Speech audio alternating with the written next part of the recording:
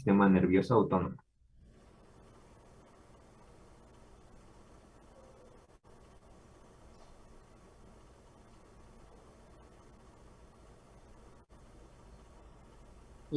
Pues bueno, el sistema nervioso autónomo opera por medio de arcos reflejos. Desde un punto de vista estructural, el sistema nervioso autónomo incluye neuronas sensitivas autónomas, centros integradores en el sistema nervioso central, neuronas motoras autónomas y una división entérica. El flujo continuo de los impulsos nerviosos van a pasar pues como por cuatro puntos, que es desde las neuronas sensitivas autónomas, que están ubicadas en órganos viscerales, y vasos sanguíneos.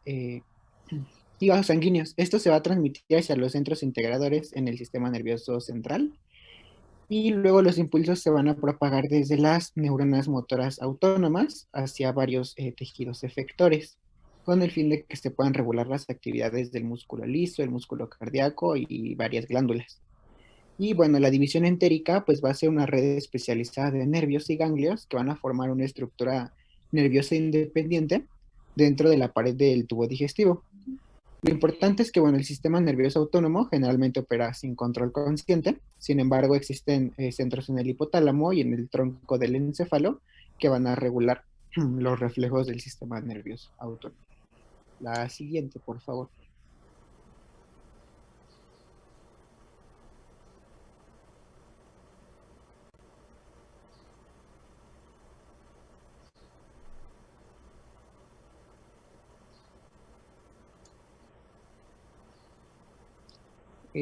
Bueno, pues las principales aferencias del sistema nervioso autónomo provienen de las neuronas sensitivas autónomas o viscerales. Generalmente estas neuronas se asocian con interreceptores, que van a ser los receptores sensitivos que controlan el medio interno, que van a estar localizados en vasos sanguíneos, en las vísceras, en músculos y en el sistema nervioso. Las neuronas motoras autónomas van a regular la actividad visceral a través del aumento o excitación o la disminución o inhibición de la actividad de sus tejidos efectores, que bueno, es músculo cardíaco, liso y glándulas. A diferencia del músculo esquelético, los tejidos que están inervados por el sistema nervioso autónomo van a poder funcionar incluso aunque su inervación esté dañada. La siguiente, por favor. Bueno, aquí, a diferencia de las eferencias somáticas, la porción eferente del sistema nervioso autónomo va a tener dos ramas, que es la división simpática y la división parasimpática. La mayoría de los órganos va a recibir inervación dual. Esto quiere decir que va a tener estímulos de neuronas simpáticas y parasimpáticas. Aquí, bueno, en algunos órganos, los impulsos nerviosos de una división del sistema nervioso autónomo van a estimular el órgano para que aumente su actividad, que es una excitación, y los impulsos de la otra división lo van a disminuir, o sea, lo van a inhibir.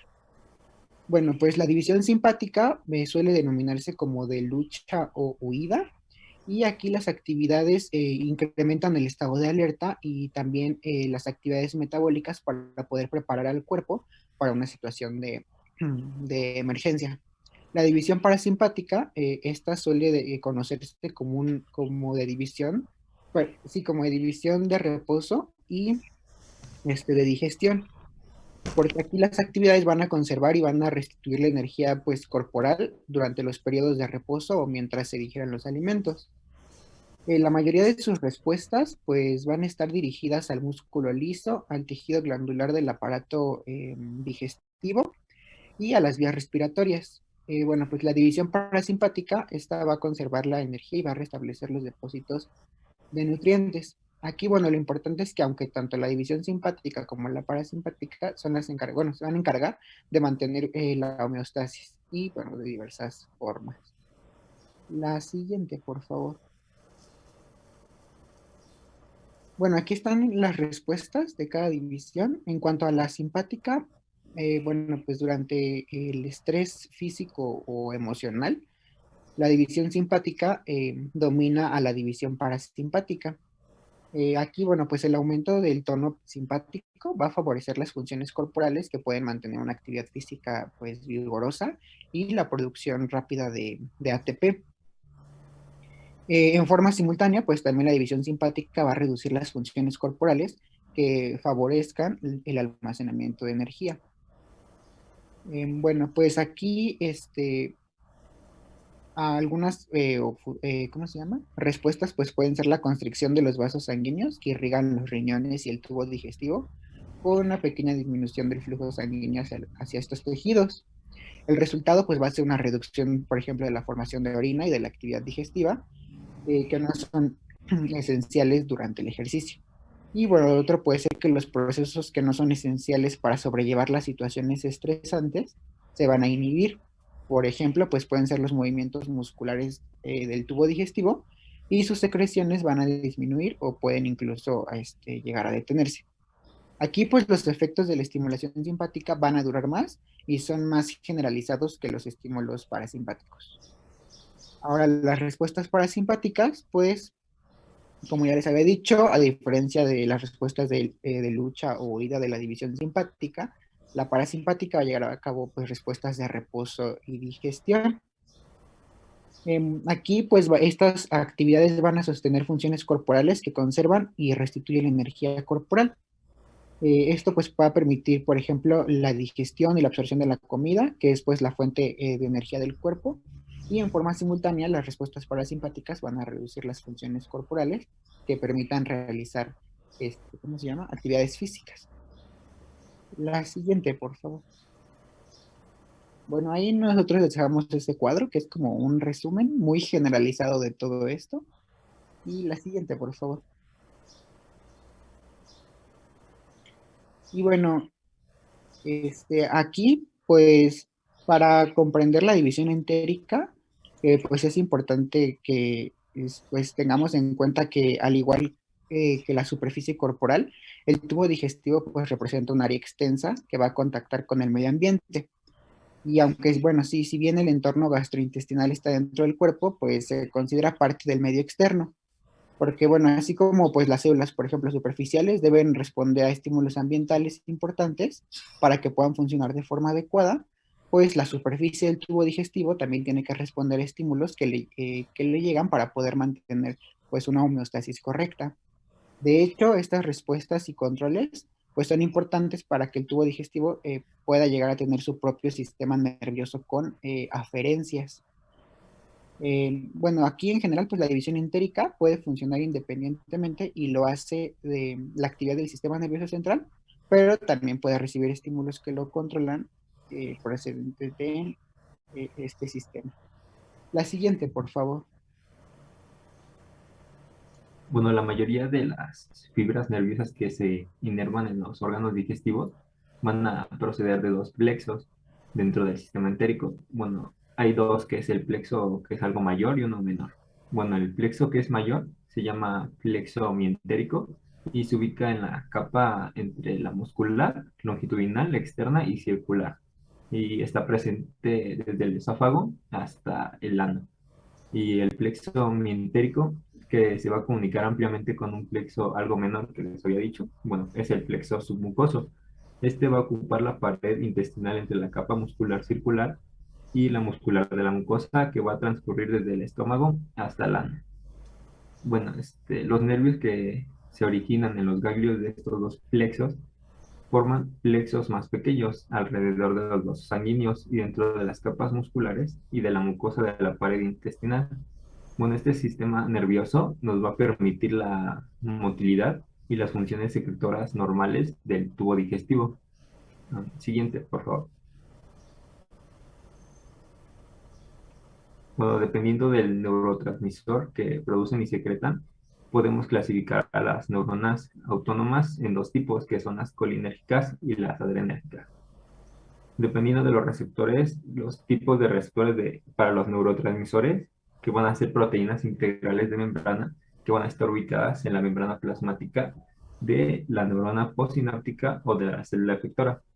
Bueno, del lado izquierdo tenemos a las neuronas y receptores colinérgicos.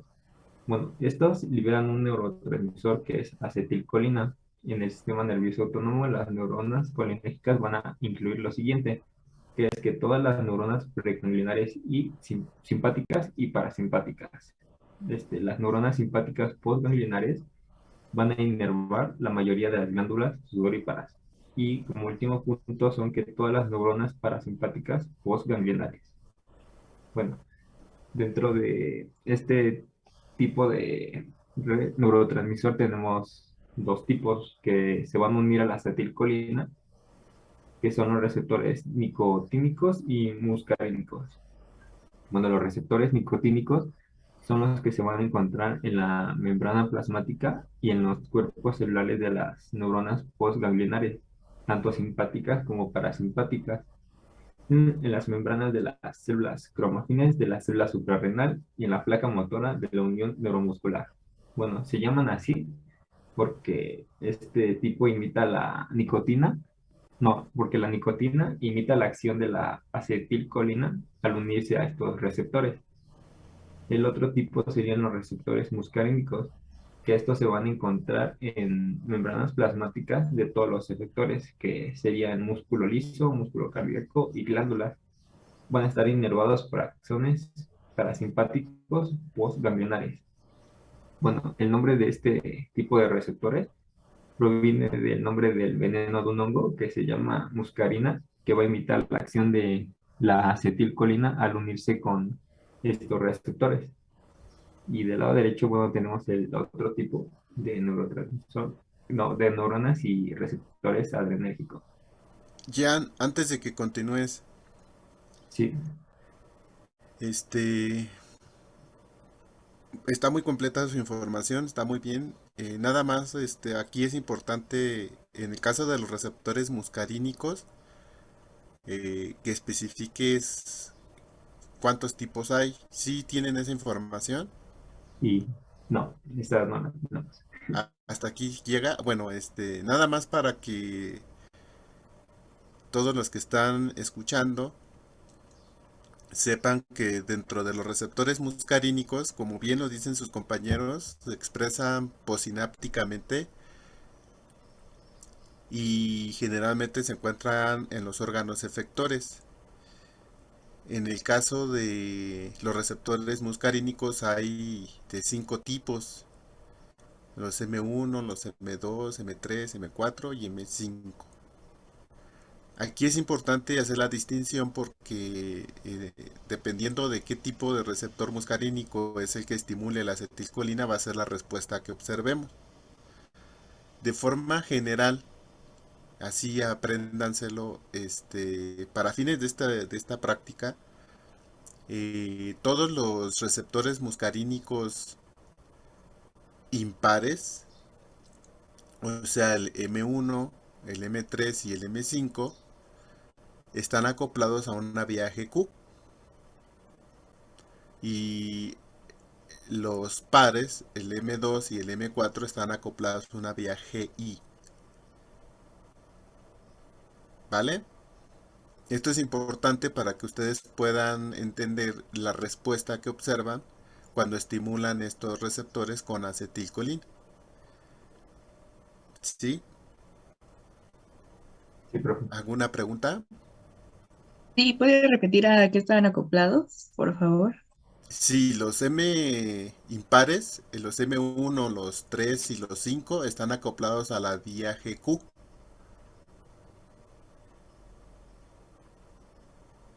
Y los pares, receptores M2 y M4, están acoplados a la vía GIO. ¿Vale? Sí, gracias. Ya, Sí, de la profe. información que nos han dado hasta este punto, ¿qué receptores son los que vamos a encontrar en el sistema nervioso entérico? O en el intestino, principalmente en el intestino.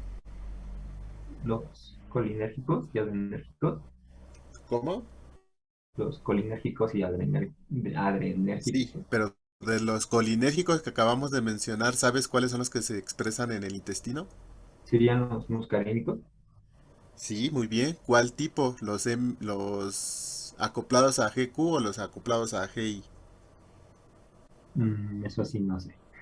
Bueno, es que esta información es importante porque les menciono, si ustedes saben a cuál están acoplados, van a poder explicar las respuestas que observaron en su experimento. ¿Alguien de los demás equipos sabe qué receptores se encuentran en el músculo liso intestinal colinérgicos de naturaleza muscarínica? ¿Es del M3? Perfecto.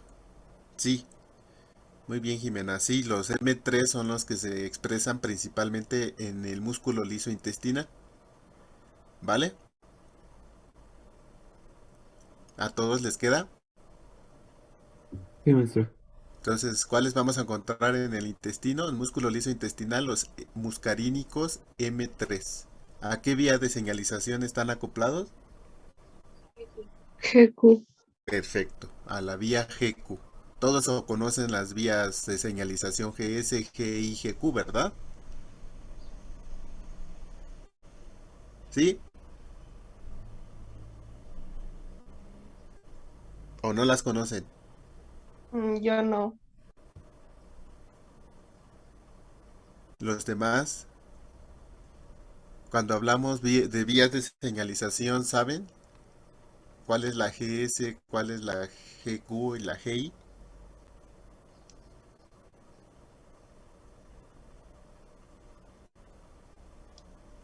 No, bueno, yo tampoco. Niños, vimos de los receptores acoplados a proteínas G. Bueno, si no, los vamos a recordar Ya lo ahorita olvidaron. cuando veamos resultados. Ya lo olvidaron, ¿o qué? Ahorita lo recordamos, chicos.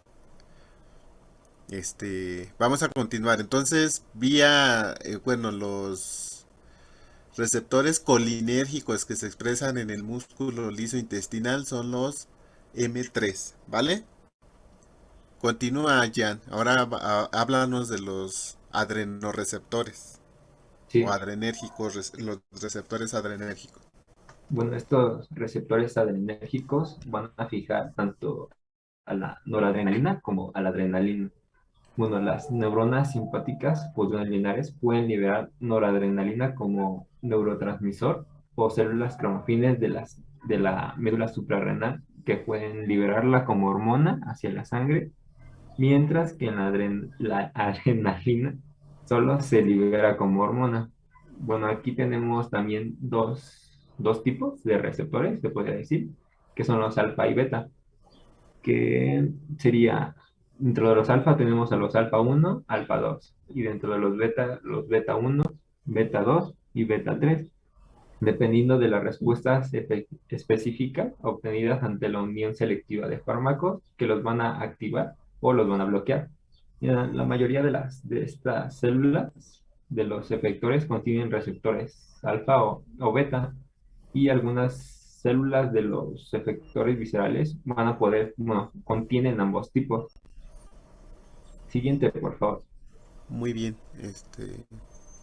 Gian, en el caso de los receptores adrenérgicos, ¿sabes cuáles son los que se encuentran en el músculo intestinal o en el intestino? Me parece que son los beta. ¿Cuál es beta?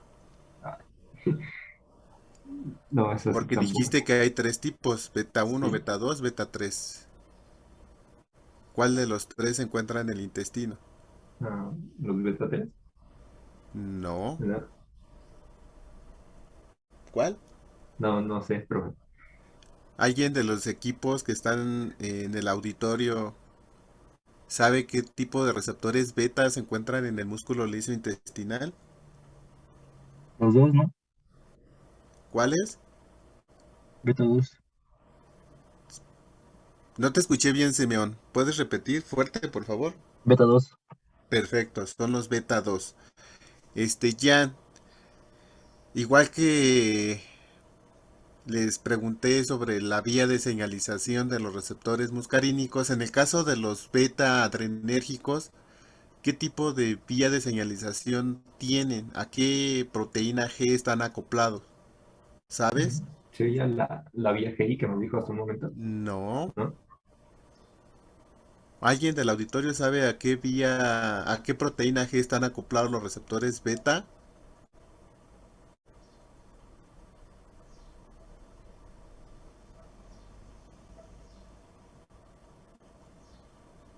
Pues esto también va a ser importante para entender el efecto que observaron en su experimento.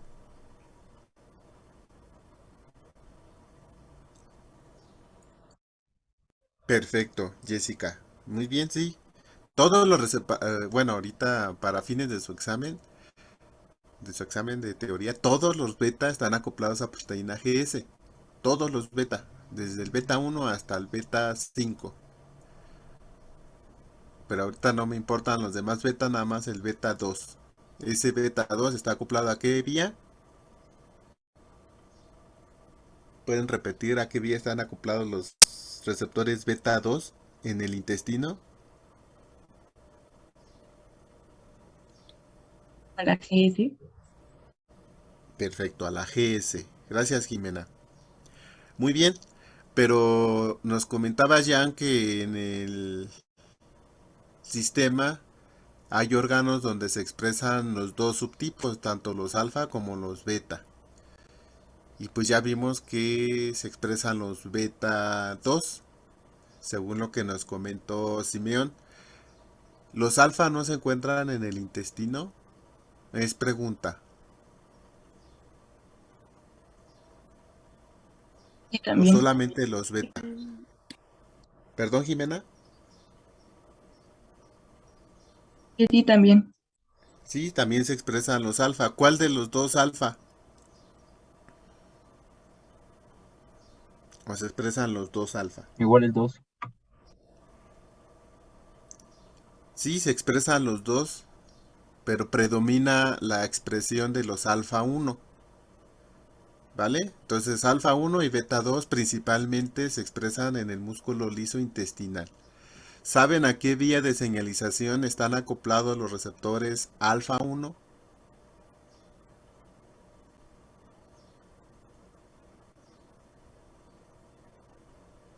¿Alguien del auditorio sabe a qué tipo de proteína G está acoplado el receptor alfa 1?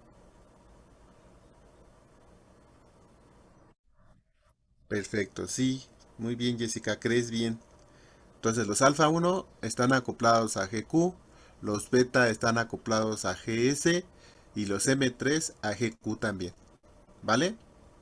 Y son los principales receptores que se expresan en el músculo liso intestinal. Entonces de la división parasimpática, la acetilcolina en el intestino estimula M3 y la división simpática en el intestino estimula dos tipos, los alfa 1 y los beta 2. ¿Lo están anotando? ¿Les queda? Sí. Ok. Entonces, con esta información vamos a poder explicar por qué observamos lo que observamos en nuestro experimento. Continúen. Gracias, Jan. Sí, bueno. Continúa. Bueno, de aquí debemos de saber que la noradrenalina va a estimular los receptores alfa con mayor intensidad que a los beta. Exacto. La adrenalina es un potente estimulador de receptores alfa y beta, no solo eso. Siguiente, Perfecto. por favor. Esta información es muy importante que no la menciones, porque ustedes administraron adrenalina. Entonces la adrenalina va a actuar indistintamente entre beta y alfa. Y la noradrenalina tiene cierta selectividad por los receptores alfa. Muy bien. Gracias, Jan. Sí, Continúen. siguiente, por favor.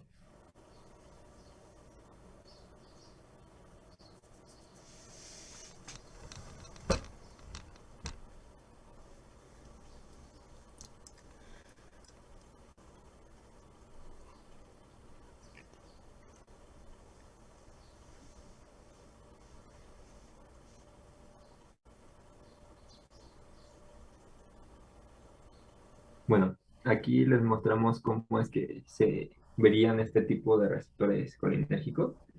Que bueno, del lado derecho tenemos al muscarínico, que es un tipo de receptor metabotrópico. Recordando que estos se encuentran siempre unidos a proteínas G. Y bueno, del lado izquierdo tenemos al receptor de tipo nicotínico, el cual es un ejemplo de receptor ionotrópico. Ya, siguiente, por favor. Bueno, aquí como nota les dejamos esto, que la actividad de la noradrenalina en la sinapsis va a culminar cuando el axón que liberó la noradrenalina la va a recaptar o cuando las enzimas catecol o metiltransferasa o monoaminooxidasa la van a inactivar. Bueno, en comparación con la acetilcolina, la adrenalina va a persistir en la hendidura simpática durante más tiempo. Por lo tanto, los efectos generados por las neuronas adrenérgicas duran más que los desencadenados por neuronas colinérgicas. Siguiente, por favor.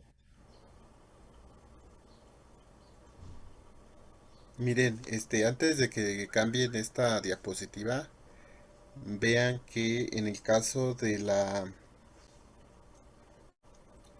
división simpática y de la división parasimpática, el neurotransmisor preganglionar siempre es acetilcolina.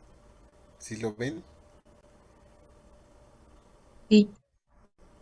Y ya dependiendo de la división, el neurotransmisor es diferente. Para la división simpática es la noradrenalina y para la división parasimpática es la acetilcolina. ¿Vale? Entonces, en el caso de ustedes, van a, bueno, deben de tener en cuenta el esquema que está completamente en rojo. La división parasimpática, la última imagen, la que está hasta abajo, pues va a liberar acetilcolina en las neuronas preganglionares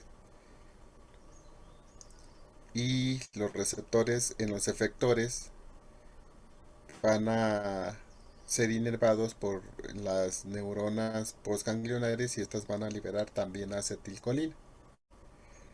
Y en el caso de los efectores, los receptores que se expresan en esos efectores es el muscarínico, los receptores muscarínicos. ¿Vale? Y en este caso, en su práctica, el efector que vamos a estar analizando va a ser el músculo liso intestinal. ¿Sale? Sí. Continúe. Siguiente, por favor. Bueno, tenemos que hay una gran variedad de fármacos y productos naturales que pueden activar o bloquear estos receptores colinérgicos o adrenérgicos de forma selectiva. Tenemos de estos dos tipos, los agonistas y los antagonistas. Bueno, los agonistas son sustancias que se van a unir al receptor y lo van a inactivar. En el proceso van a imitar el efecto de un neurotransmisor natural o de una hormona. Les dejamos, Escuché mal, dijiste inactivar. sí. ¿Sí escuché mal No, o...? activar, perdón. Ah, perdón, es que yo escuché inactivar. Entonces, No, otra vez, ¿cómo están los agonistas que hacen? los agonistas son los que se van a unir al receptor y lo activan, Exacto, ajá. ¿sí? Bueno, como ejemplo les dejamos a la fenilefrina, que es un agonista de los receptores alfa-1 adrenérgicos. Esta fenilefrina es un componente habitual de los medicamentos utilizados para el tratamiento de resfriado y sinusitis. Bueno, este fármaco va a contraer los vasos sanguíneos de la mucosa nasal, así va a reducir la producción de moco y de esta manera va a aliviar la congestión nasal. Bueno, ahora los tipo agonistas son sustancias que se van a unir al receptor y lo van a bloquear, lo que va a evitar que el neurotransmisor natural o hormona pueda ejercer sus efectos. La siguiente, por favor. Entonces, los antagonistas que hacen, Se unen y inactivan.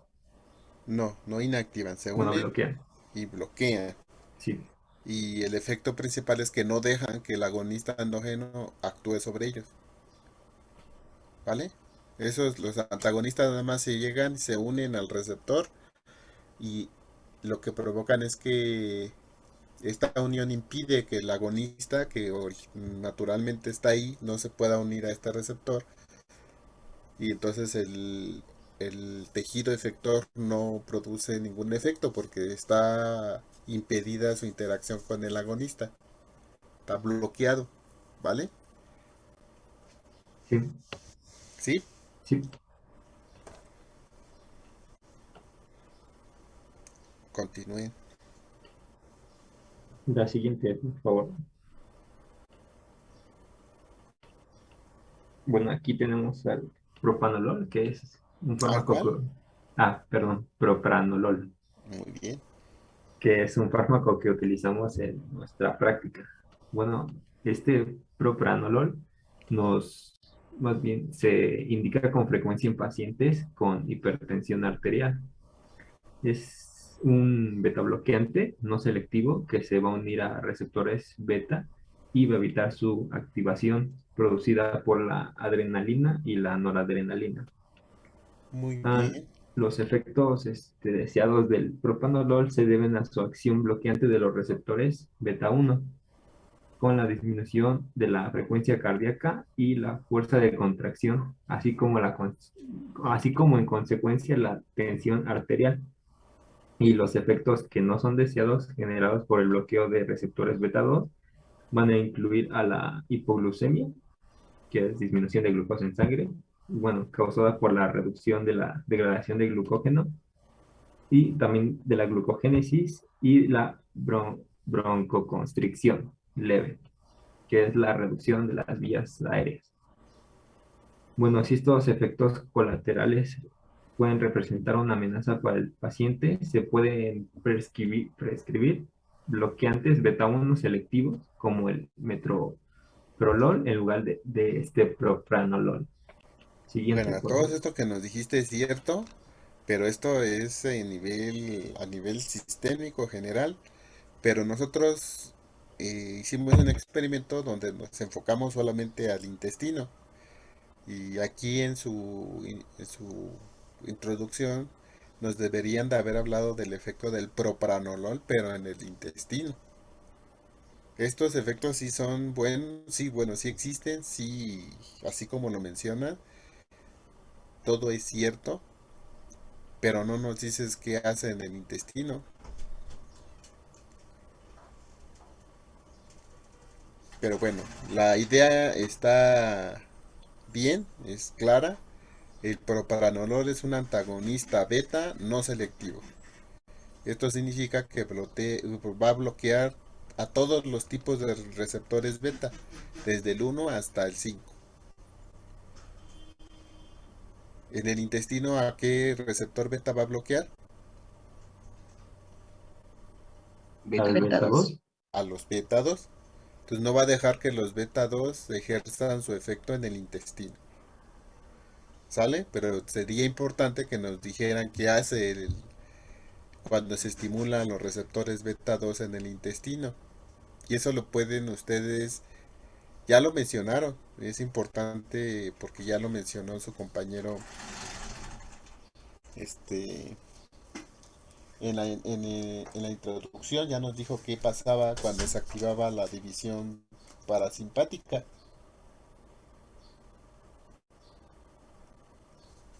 ¿Se acuerdan? Brian, ¿Qué pasó, profe? ¿qué ocurre cuando se activa la división simpática en un sujeto? Pues te había mencionado que eran las situaciones de huida, ¿no? ¿Cómo? Eran las situaciones de lucha o huida. Eso Exacto, son las respuestas de lucha o huida. Si estás en una situación donde necesitas pelear o correr, tú lo mencionaste ya hace rato en la introducción, ¿qué va a pasar con el intestino o con las vísceras intestinales? ¿Se van a activar o se van a inhibir? No se van ¿cómo se llama? A inhibir. Perfecto, se inhiben. Entonces, si estamos hablando del intestino, entonces el intestino, ¿qué va a hacer? ¿Va a trabajar más o va a trabajar menos? Si decimos que la activación simpática inhibe, Pues va a trabajar menos. va a trabajar menos. Entonces, eso to- ténganlo presente. La activación beta en el intestino va a hacer que el intestino reduzca su actividad. ¿Sale? ¿Sí? Sí. ¿Y la activación alfa tendrá que hacer lo mismo o no?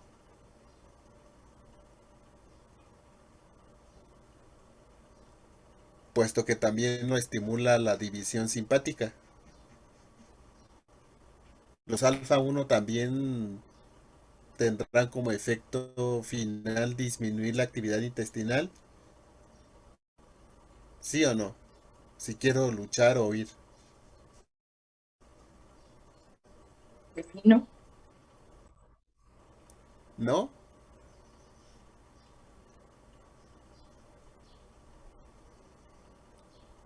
Sí, también la misma. Pues sí. Los alfa y los beta tendrían que inhibir el intestino si tengo que pelear, si tengo que correr o huir. ¿Vale? Y si estoy descansando, si estoy relajado y acabo de comer, ¿qué tendrá que pasarle a la actividad intestinal? ¿Tendrá que aumentar o disminuir? Aumentar. Aumentar. Entonces quédense con esa información. La división parasimpática aumenta la actividad intestinal y la actividad simpática la inhibe. La, la activación de la actividad intestinal depende del neurotransmisor que libera la división parasimpática. ¿Cuál es ese neurotransmisor que libera la división parasimpática?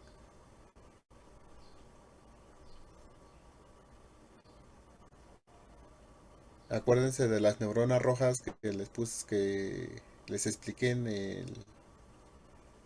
el esquema de sus compañeros. ¿Cuál es el neurotransmisor de la vía parasimpática? Acetilcolina. La acetilcolina. ¿Y cuál es el neurotransmisor o los neurotransmisores de la división simpática? Noradrenalina y adrenalina. Cuando se activa la división simpática, ¿cuáles son los neurotransmisores que se liberan en los efectores?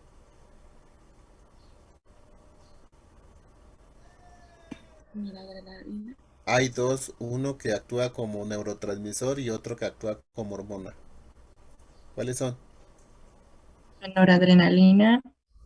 Perfecto, ese es el neurotransmisor, noradrenalina. ¿Y el otro? La adrenalina.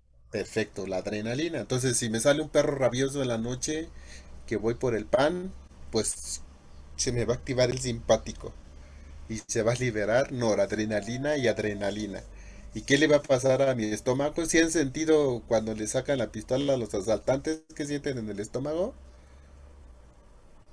Bueno, no vamos a ser tan violentos. Si han visto a su persona favorita, las chicas cuando ven al chico que les gusta, ¿qué sienten en el estómago? Extraño. Sienten mariposas, ¿no? Esas mismas mariposas se alborotan cuando le sacan la pistola en la calle o le sale un perro rabioso en la noche. Esa sensación que sienten en el estómago es esa inactividad intestinal provocada por la adrenalina. ¿Vale? Entonces, la división simpática inhibe a la actividad intestinal.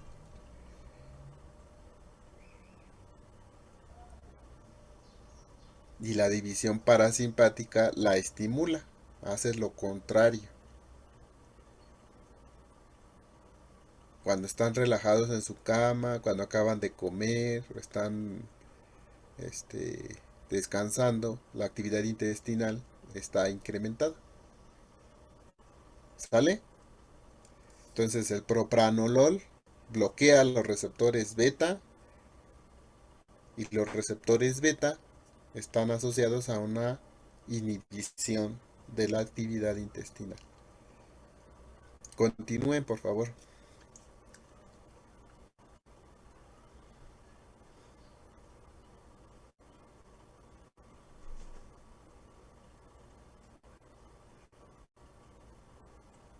Los objetivos de nuestra práctica son observar el efecto de las sustancias simpático y parasimpático. Dafne, antes de que continúen con los objetivos, ¿nada más usaron el propranolol en la práctica? No, pero bueno, espero que en la parte de los resultados y como la interpretación de estos se pueda abarcar lo de las otras sustancias. Bueno, aquí la introducción es importante que las mencione para tener los elementos que van a usar cuando discutan sus resultados o expliquen sus resultados. Les faltó la atropina, les faltó la acetilcolina, les faltó la adrenalina, ¿vale? Entonces, para que lo incluyan en la introducción. Ahora sí, objetivos, Daphne. ¿Le pasas, por favor? Ok, No, sí, entonces, otra vez te interrumpí. sí, no Vuelve a pasa nada. iniciar con los objetivos. Sí. Nuestros objetivos son observar el efecto de las sustancias simpático y parasimpático miméticas sobre la actividad del músculo liso-intestinal y observar la influencia de factores químicos externos sobre la actividad del músculo liso-intestinal. ¿A poco? Bueno, primero, observar. Nada más vieron.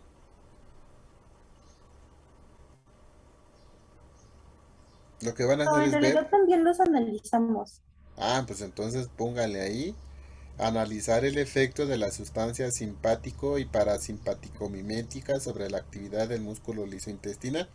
Eso sí me gusta, pero observar no. Eso es algo básico de... Es un verbo básico, no usen ese verbo. Y en el segundo, ¿a poco sí variamos factores externos en la actividad del músculo liso-intestinal? Bueno, en teoría no, porque se están utilizando sustancias pues que ya están, pero se está interviniendo como con, podrían ser perturbaciones. Es que en su práctica, sí, en la metodología del protocolo que yo les envíe, sí viene ahí que variemos la concentración de oxígeno, que variemos la temperatura, pero eso no lo hicimos. Y entonces ese objetivo no deben de estar aquí porque no hicimos nada de eso. Nada más vivimos el efecto de fármacos. Entonces ese segundo objetivo quítenlo y sustitúyanlo por otro, porque aquí tú nos hablas en el primero de sustancias simpático y parasimpático miméticas, pero nada más utilizamos las sustancias simpático miméticas y parasimpático miméticas. El propranolol, ¿qué es? Según lo que nos explicaba su compañero Jan. ¿Un bloqueador? Ajá, entonces a ese tipo de sustancias, ¿cómo se le llama? Antagonista. Entonces, ¿qué otro objetivo quedaría aquí que sí hicimos en el experimento? Analizar el efecto de las sustancias que... ¿Antagonistas y agonistas? A ver, cuando ustedes me ponen simpático y parasimpático miméticas, ¿a qué se refiere? A la acetilcolina y a la adrenalina, que son las Ándele, dos y que esas sustancias, ¿qué son? ¿Qué tipo de fármacos son? ¿Agonistas o antagonistas? son agonistas. Exacto. Entonces, Si yo digo simpático y parasimpático miméticas, es lo mismo que yo diga sustancias agonistas simpáticas y parasimpáticas. Eso significa parasimpático mimético o simpático mimético. Esa es una parte. No solamente utilizaron agonistas. ¿Qué otro tipo de fármacos utilizaron? Los antagonistas. Antagonistas. Entonces, el otro objetivo, ¿cómo quedaría?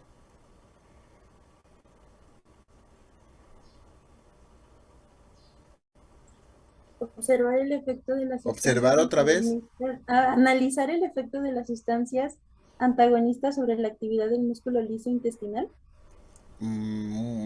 Vamos a ser más precisos. Antagonistas, pero estamos analizando las dos divisiones del sistema nervioso autónomo, tanto la simpática como la parasimpática. Entonces, así como le pusieron en el primero, la palabra para describir a los antagonistas, en lugar de mimético, porque ustedes ahí usaron simpático mimético y parasimpático mimético, una forma de hablar del efecto contrario, de este efecto simpático mimético y parasimpático mimético, es utilizar el término simpaticolítico y parasimpaticolítico. ¿Me explico? Pues cuando me refiero a agonistas, utilizo el término mimético, y cuando uso antagonistas, utilizo el término lítico, simpaticolítico o parasimpaticolítico. ¿Cómo quedaría ese objetivo redactado, Dafne? Analizar el efecto de las sustancias simpático y parasimpaticolíticas sobre la actividad del músculo liso intestinal. Bravo. Muy bien. ¿Sí les quedó a todos? Sí. ¿Vale? Continuamos.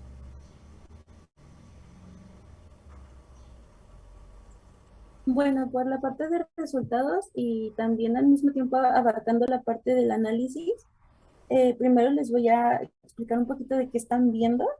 Esta figura representa el efecto de adrenalina sobre la actividad contráctil del yeyuno de conejo. Con una llave color rojo podemos observar el registro basal, que nos dio un promedio de 8.35 GMS y este indicó la fuerza máxima de la contracción muscular. Con la línea verde podemos observar el momento en el que se agregó el fármaco agonista, que aquí utilizamos la adrenalina, y se observó la disminución de la fuerza máxima de la contracción muscular con un promedio de 3.45 GMS. De ¿Qué aquí, es un de acuerdo, GMS? perdón, ¿Qué es un ¿me escuchas? GMS? ¿Hola? Dafne, ¿qué es un GMS?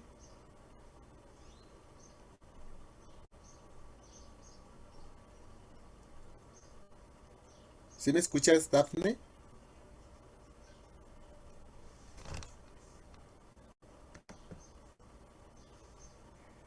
Dafne. No, no te escuchamos, Dafne.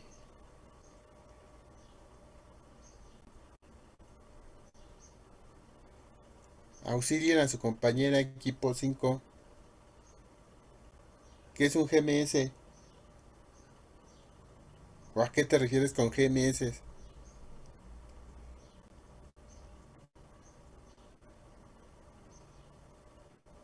Sería la unidad de la fuerza de contracción. Ajá. ¿Y qué significa GMS? Mm, No estoy seguro, pero yo diría gramómetros por segundo, ¿no? No, ¿No? nada más No la tal vez. primera palabra que dijiste. ¿Gramos? Gramos, gramo metro por segundo son dinas. Perdón. Son gramos, en gramos. Ustedes ya se brincaron a los resultados, pero no nos hablaron del procedimiento experimental.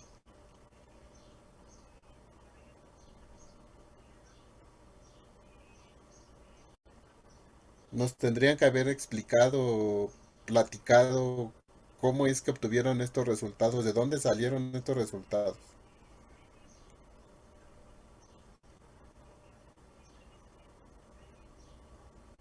Me imagino que Dafne se salió de la sesión, ¿verdad?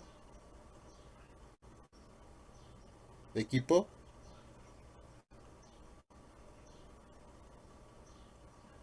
¿Está ahí el equipo? Sí, se le fue el internet un momento. Ok. Sí, sí. Vamos a esperar a que retorne Dafne para que siga con los resultados. Pero antes de continuar con los resultados, me gustaría que otro equipo nos hablara de el procedimiento, cómo obtuvieron estos resultados. ¿Alguien nos puede compartir su presentación y decirnos cómo obtuvieron esto? ¿Alguien lo tiene en su seminario? ¿Algún otro equipo del auditorio?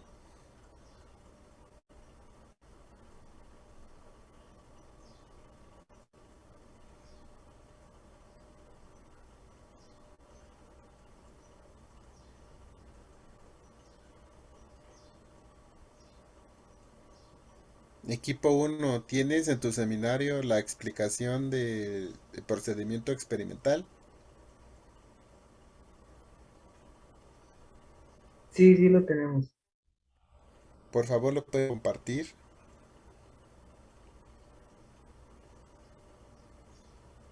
Equipo 5, en lo que se reintegra Dafne, nos deja que el equipo uno nos hable de forma general qué hicimos en el experimento.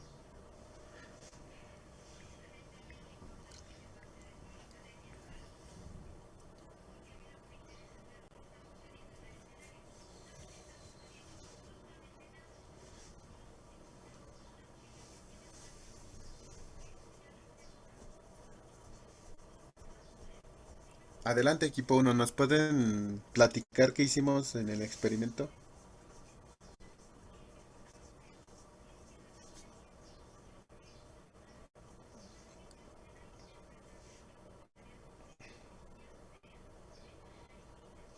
Si están hablando lo del equipo uno, no los escucho. Sí, profe, ya. Bueno, primero, pues, lo primero fue instalar el simulador. Pero Sí, te espero, Mau.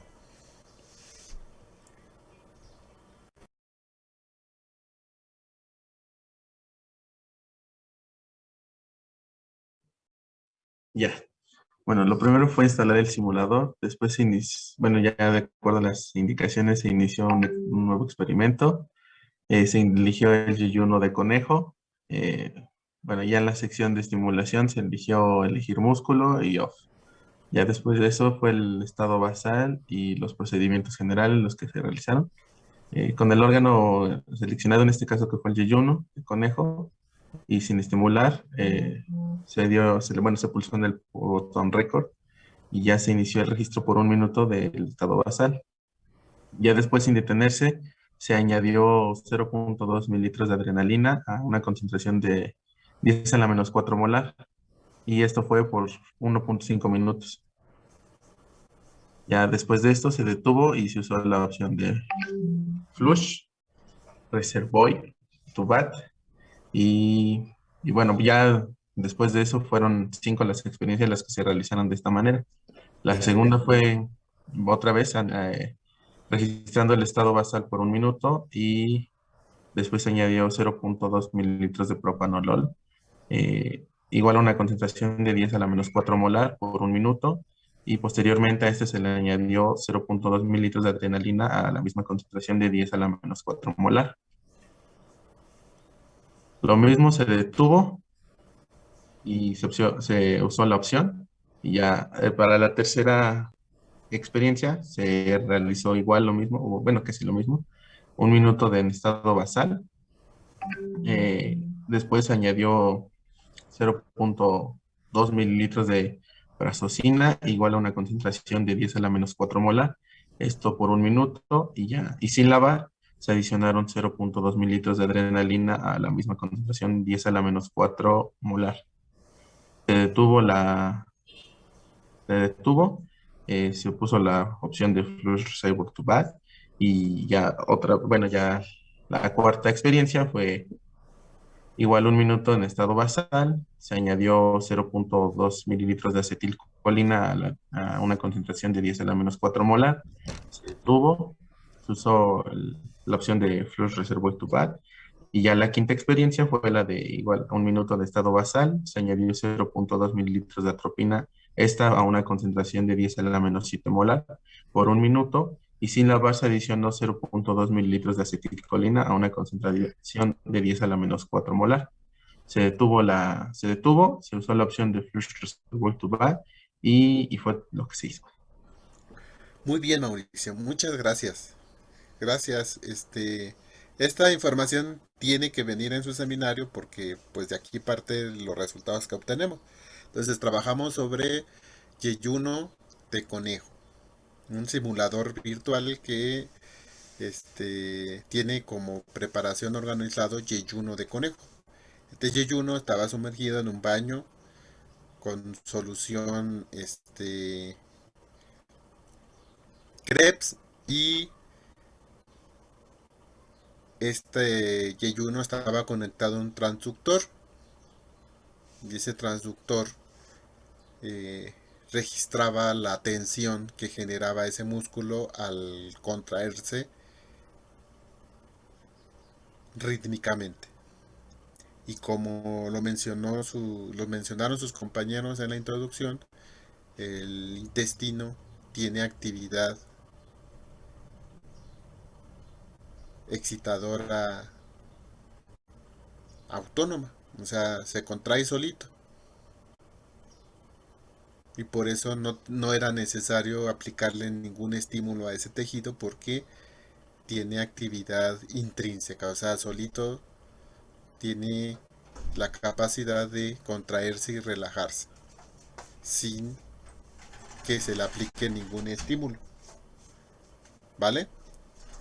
Bueno, una vez dicho esto y una vez ya sabiendo de dónde sale ese registro que estamos viendo, ahora sí, Dafne, ¿ya regresaste?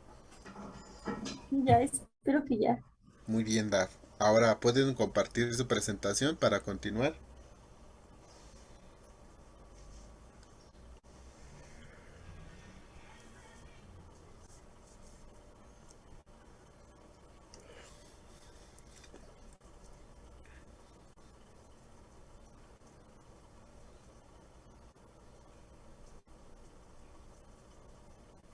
Ahí vamos, ahí vamos.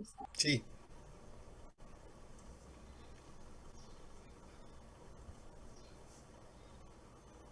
Ahora sí.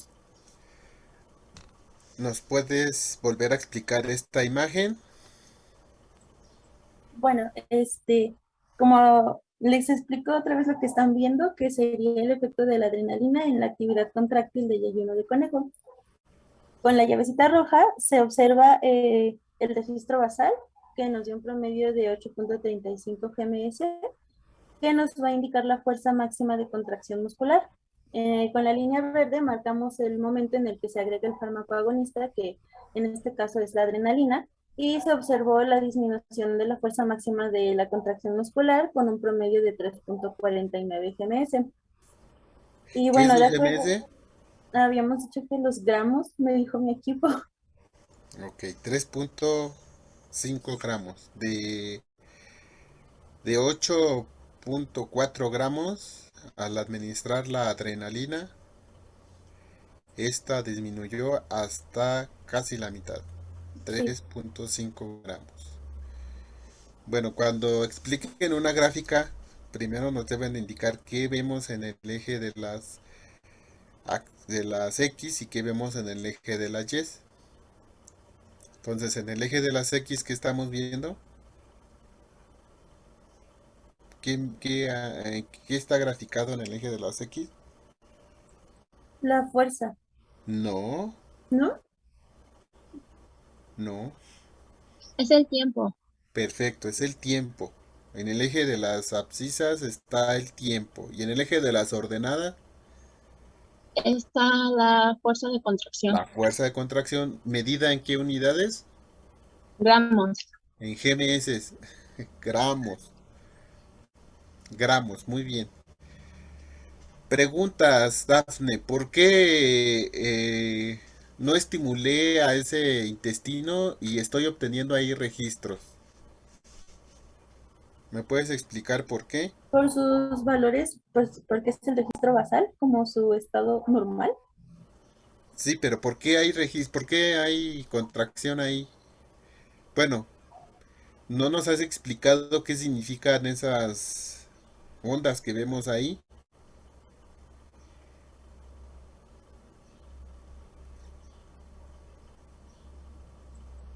Creo que no comprendo cómo que explicar la sonda.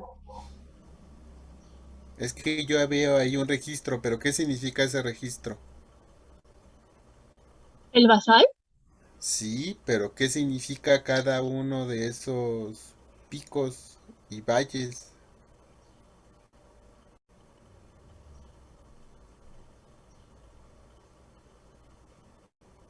O sea, cuando el registro está en el punto más alto, ¿qué significa ese punto más alto?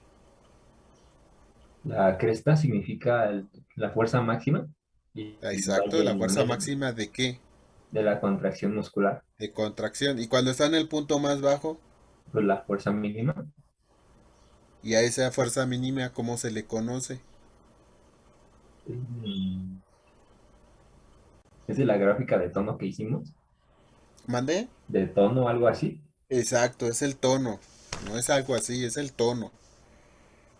Es la tensión mínima que tiene el intestino en esa preparación. ¿Cuál es la tensión mínima de ese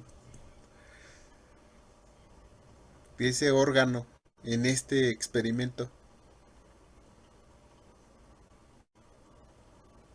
Sería cero, Según su registro.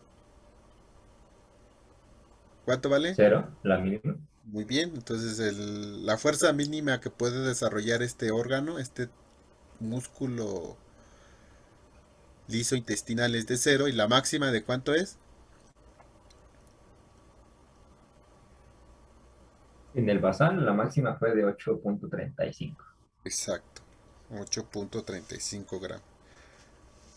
Ahora, ¿por qué este músculo se relaja y se contrae sin que yo lo estimule?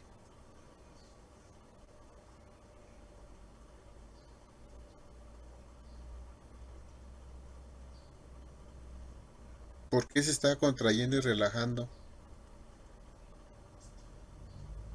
Si estuviera en este intestino en el conejo,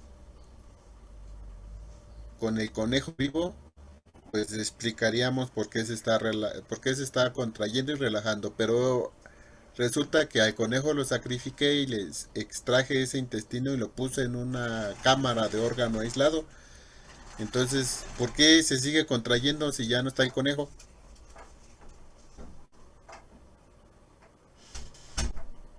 ¿Qué provoca que ese intestino se siga contrayendo a pesar de que ya no está en el organismo vivo?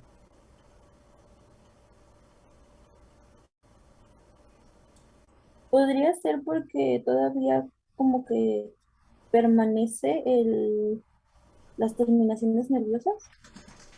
No te escuché, Dafne, porque todavía permanece ¿qué? Las terminaciones nerviosas como un poco la actividad, pero es que desconozco si al pasar el tiempo va a continuar funcionando o ya no. Pues si ya lo quitamos del conejo, ¿a poco ahí tiene nervios ese intestino?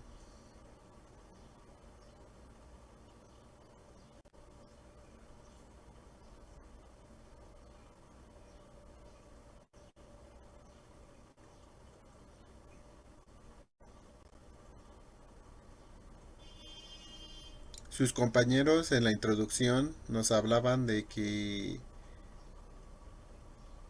el sistema nervioso entérico era involuntario, igual que lo es el sistema nervioso autónomo, tanto en su división parasimpática y simpática. Pero aquí, ¿por qué ese tejido, ese pedazo de intestino se sigue moviendo? No es porque haya quedado todavía conexiones ahí que lo mantenían unido al conejo. Hay una razón más, y esa razón es importante para explicar por qué le pongo adrenalina y ocurre eso que estamos viendo.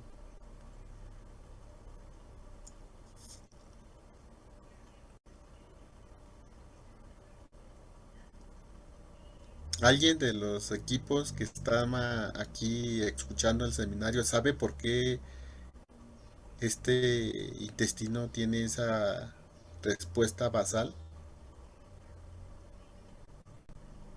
sin necesidad de que lo estimule?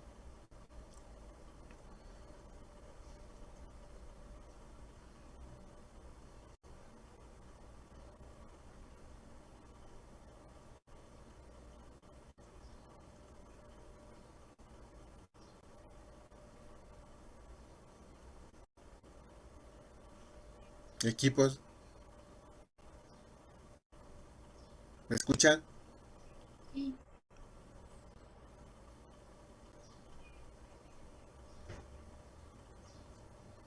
Hola, ¿están ahí? Sí, profe. Aquí Ah, estamos. pues contéstenme, no, profe, no lo traemos, no sabemos, no tenemos idea, pero contéstenme algo porque parezco que estoy en sesión espiritista. A ver, chicos, ¿por qué el intestino tiene esa actividad basal sin necesidad que la estimule? Yo se los expliqué cuando les hablé de la preparación. Yo les dije por qué. ¿Es por la solución en la que se encuentra? No,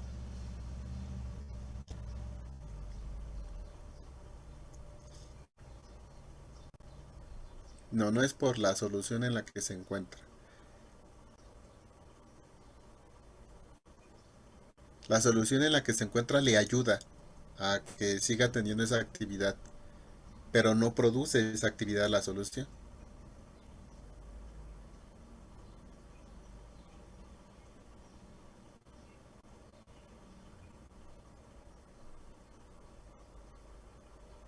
¿Qué necesita un músculo para contraerse y relajarse?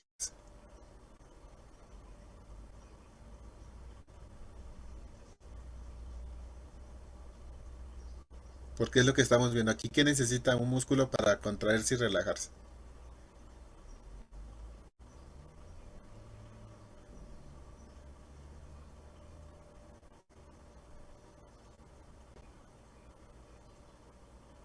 A ver, regresense a su esquema, por favor, donde tenían las neuronas rojas.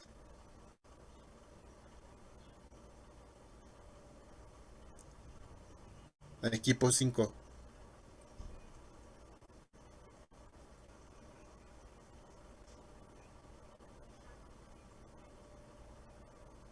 Ahí. ¿Qué necesito para que el efector, la célula efectora, responda? Según este esquema, ¿qué necesito?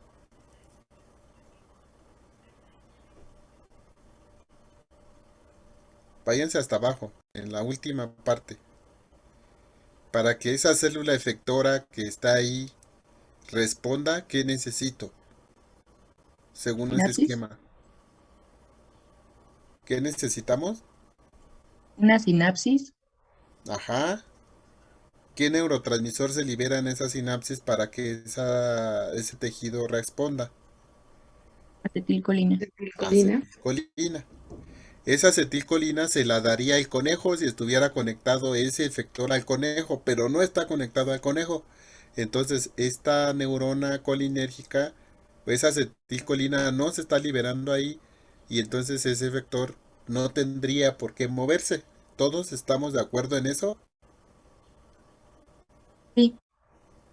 Entonces, como quité el conejo, hagan de cuenta que quité a esa neurona que está en el círculo azul.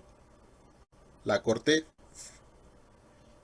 Pero a pesar de que ya la corté, célula efectora se sigue moviendo. ¿Por qué se sigue moviendo si corté al conejo? Si quité al conejo.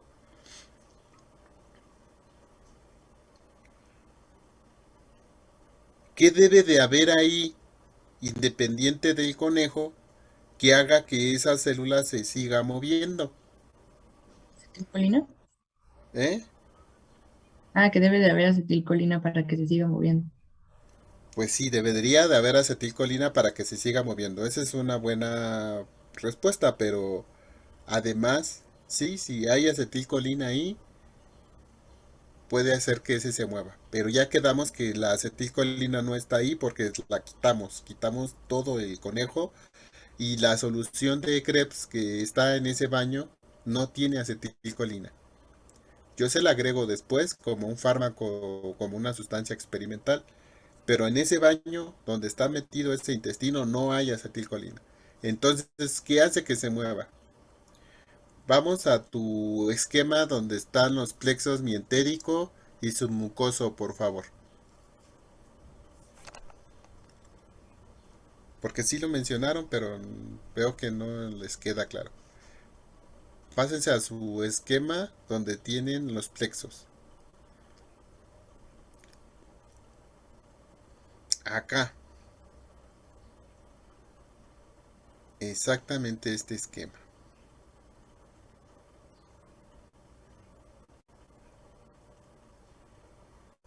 Entonces sus compañeros nos hablaban de que había un plexo mayor y un plexo menor. El plexo mayor es el plexo mientérico y el plexo menor es el plexo submucoso. El plexo... En su esquema del lado derecho, si lo ven, ubíquense todos en él.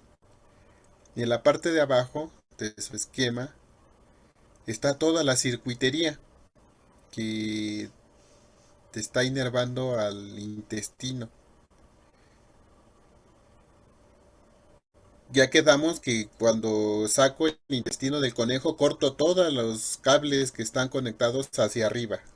¿Sí me explico cuando digo que corto todos esos cables? Sí. Entonces ya se quedó el intestino sin los cables de arriba, nada más tiene los de abajo. Ahí dice hasta abajo células intersticiales de Cajal. ¿Alguien lo alcanza a leer? Sí. ¿Qué son las células intersticiales de Cajal? Equipo 5, ¿sabe o no sabe? Si no sabe, para avanzar rápido y para decirles yo, porque nos estamos deteniendo mucho en esto. No, profe. ¿No saben qué son las células de Cajal? Equipo 1 al 8, ¿sabe qué son las células de Cajal? Equipo 1, ¿sí o no? No, profe. Equipo 2, No. equipo 2, Dijeron que no, profe. equipo 3. Ah, no los escuché. ¿Alguien del equipo 3 sabe qué son las células de Cajal? No. Equipo 4.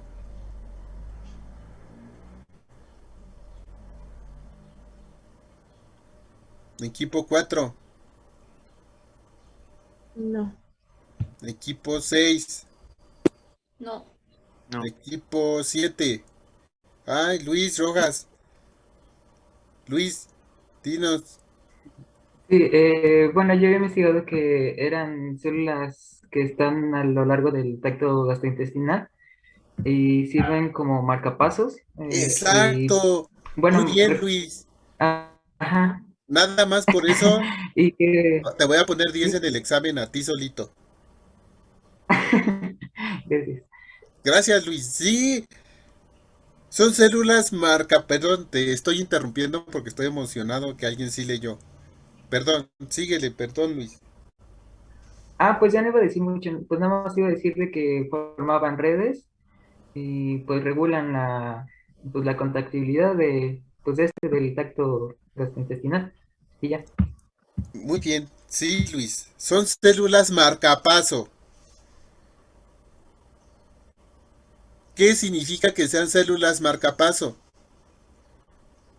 Equipo 5.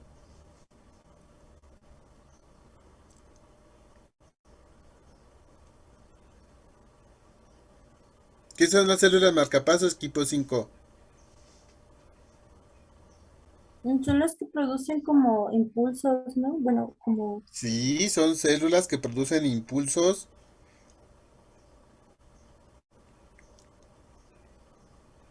Ajá. Sin necesidad de ser estimuladas.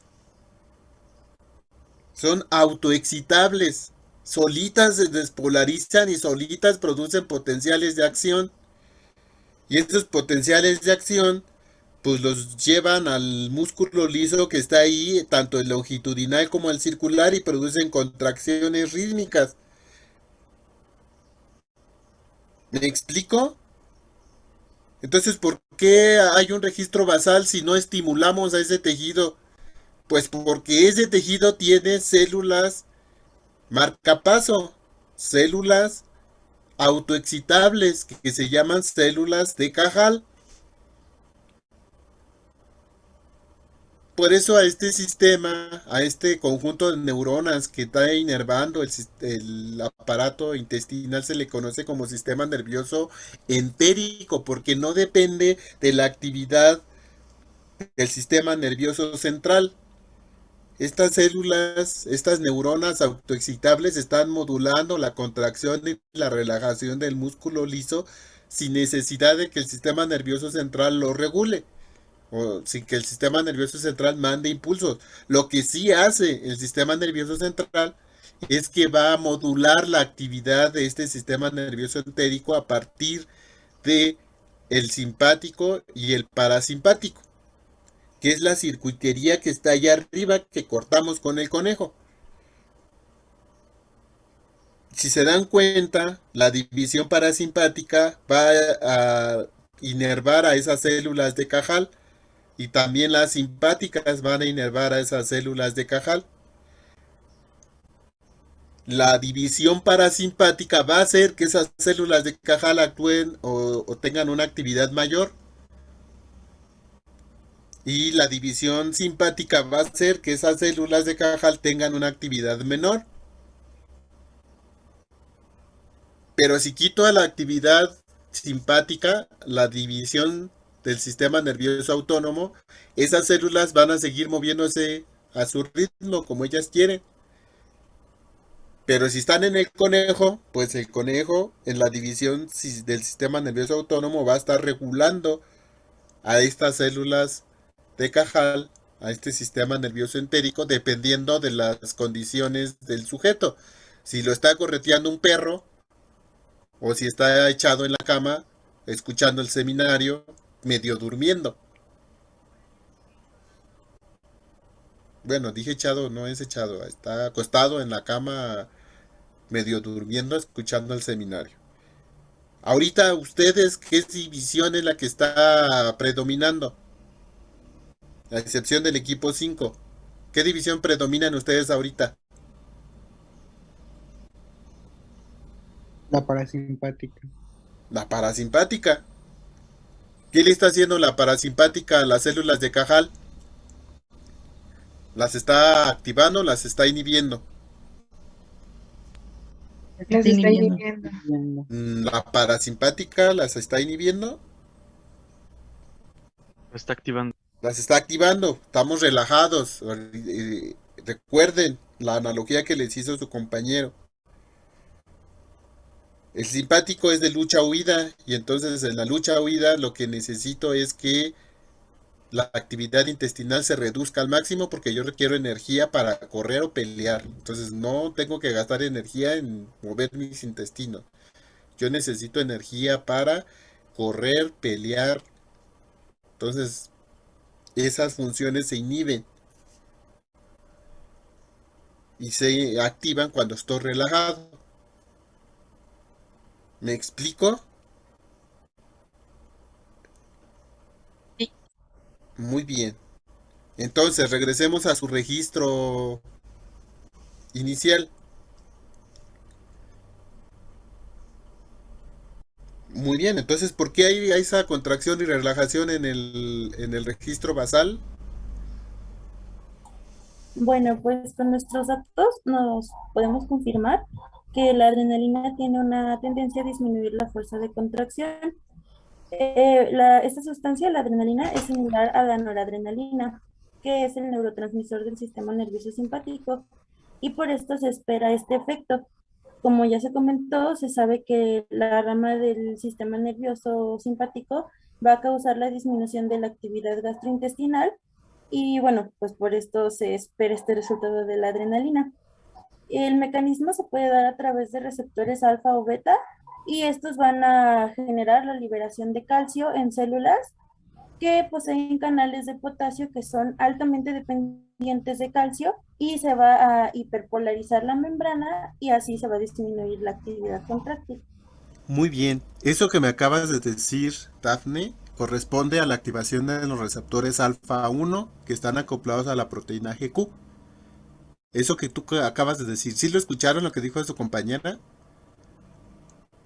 Todo eso que explicó corresponde a la activación de los receptores alfa 1.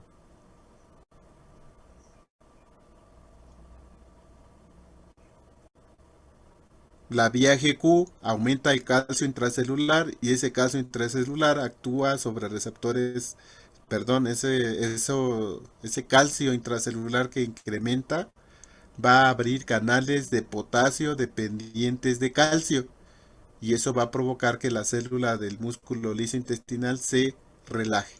Y es lo que estamos viendo aquí. Pero según su introducción, no solamente había receptores alfa 1, también había beta 2. Pregunta, ¿los beta 2 también aumentan calcio intracelular? Dafne, ¿No? no. Los beta 2, ¿cómo le hacen para relajar el músculo liso? Dafne.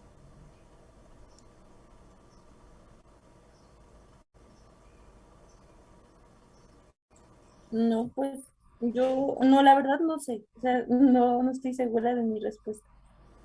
No, pues dime la respuesta y yo te digo sí o no. Yo pensaría que es porque simplemente se van a ver como bloqueados. Pero la adrenalina no bloquea. La adrenalina es agonista de Oh, sí, es receptores cierto. alfa y beta.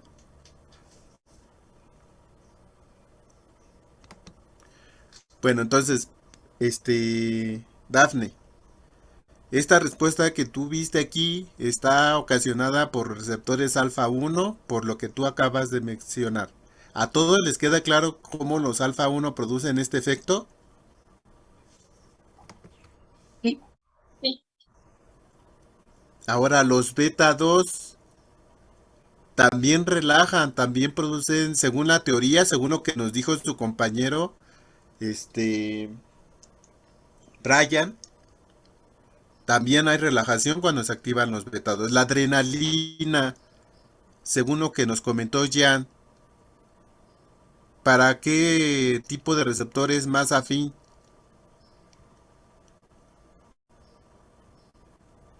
¿Se acuerdan lo que dijo él? Jan, ¿nos puedes recordar la adrenalina para qué tipo de receptor es más selectivo?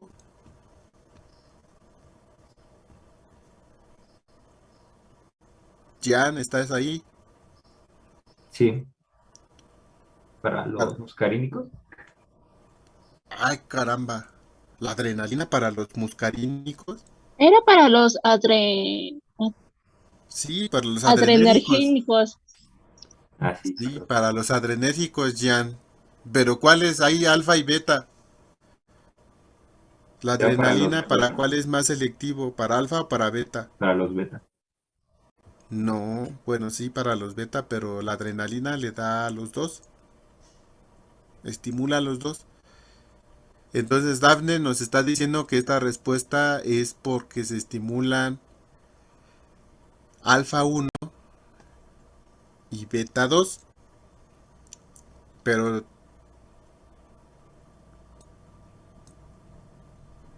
¿Cómo saber cuál se estimuló, si el alfa o el beta?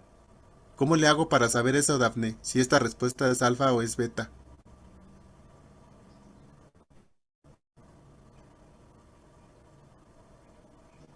¿Alguien sabe? ¿Alguien sabe, por favor, qué ocurre cuando activo una vía GS? ¿Alguien se sabe ese mecanismo? Nada más respondan sí o no. Sí. A ver, Daniel Reyes, ¿qué pasa cuando se activa una vía GS? Bueno, cuando se activa la vía GS, lo que produce es que se va a activar la enzima la adenylato ciclasa. Esta adenylato Bien. ciclasa lo que va a producir es el aumento del AMP cíclico, y el Bien. AMP cíclico al aumentarlo va a producir que la adenylato ciclasa, bueno, mejor dicho, el AMP cíclico va a activar a la proteína sinasa tipo A, Perfecto, o va a depender, y ya eso es lo que va a producir la respuesta biológica al perfecto, fosforilizar una proteína. perfecto. Muy bien, Daniel Reyes. Eso es lo que hace la activación de una vía GS. Aumenta la actividad de la pKa y aumenta el AMP cíclico. Y dependiendo del efector va a ser la respuesta. Ahora, ¿alguien me puede decir cómo se contrae el músculo liso? ¿Alguien sabe cómo se contrae el músculo liso?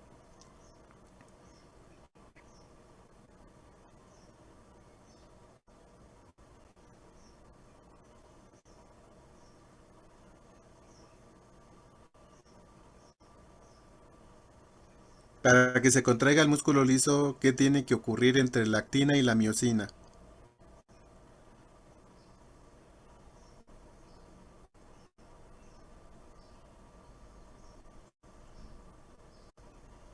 Dafne,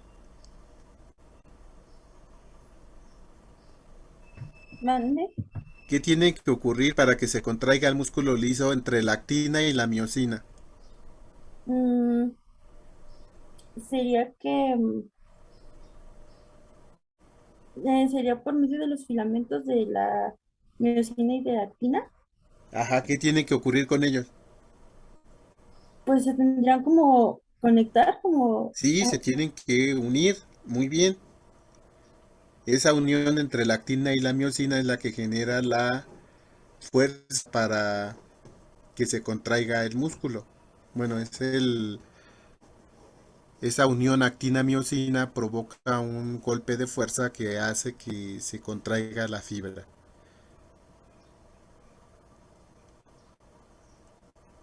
La actina y la miosina, para que se separen, ¿qué debe de ocurrir? Primero, para que se una la actina y la miosina, ¿qué debe de ocurrir? Y para que se separen, ¿cómo se separan y cómo se unen? ¿Alguien sabe eso?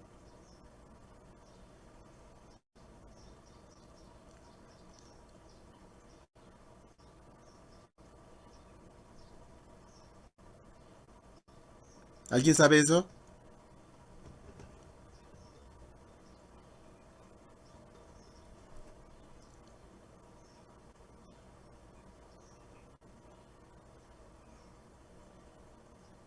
Para que haya contracción, la actina y la miosina se tienen que se tienen que unir. Para que haya relajación, la actina y la miosina se tienen que separar. ¿Qué hace que la actina y la miosina se unan? ¿Y qué hace que la actina y la miosina se separen?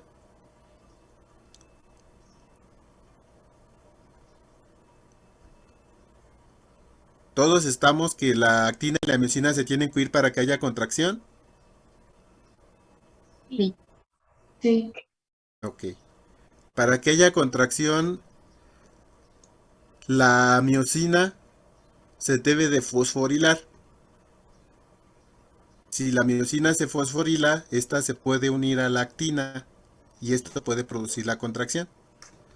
¿Quién fosforila a la miosina? El ATP. ¿Quién? ATP. Ándele, ¿el ATP puede fosforilar? No, el ATP no fosforila. ¿Quién sabe fosforilar? ¿Qué proteínas saben fosforilar a otras proteínas?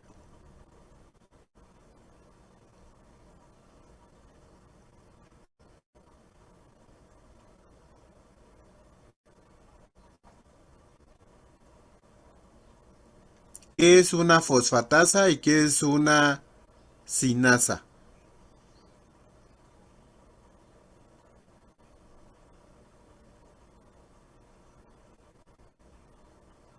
¿Qué es una sinasa y qué es una fosfatasa?